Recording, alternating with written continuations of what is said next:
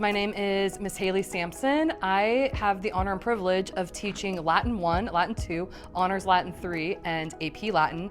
And this is my 16th year of teaching here. The experience in my classroom is engaging learners in every possible sense. I want kids to come in here and feel like this is an exciting place where they get to learn and grow, but also be themselves.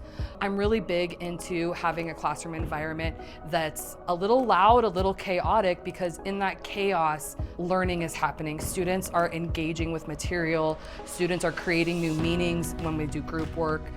If you walked into my classroom at any point, you might see a lot of cooperative learning because kids understand things better when they're able to develop that meaning and that deeper comprehension when they're working with a partner. So they can ask each other questions back and forth, so that I don't want my classroom to be like I'm the giver of information.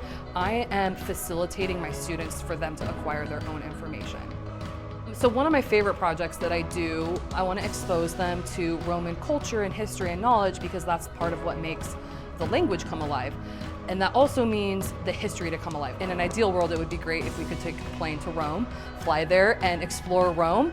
But in lieu of a plane and a class trip, I've designed this project that is an interactive map. And I'm also incorporating all these skills from other classes that they get to use. So on day one, learn the basics about what Roman culture, who are the plebeians, who are the patricians. On day two, we go into the research phase. I get to build on the same skills that they've done for the research paper. So we talk about what is proper note-taking, here are sources, how do you paraphrase correctly. So they're assigned a building, a monument in ancient Rome that you can still go see, and they get to do research, whether that's a YouTube video or a book from my classroom. And then on day three, it's going to be a partner project. So one of the kids fills out a QR code that is associated with that monument. So they are telling me, what does a typical day look like? How did the Romans use this? What does this represent about Roman culture?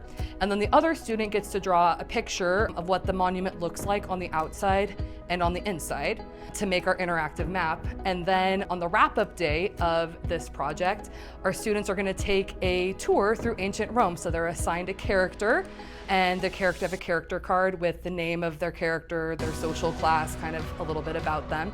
And then they use their phones to scan the QR code for different buildings and different monuments in ancient Rome. And then they learn about what that looks like here.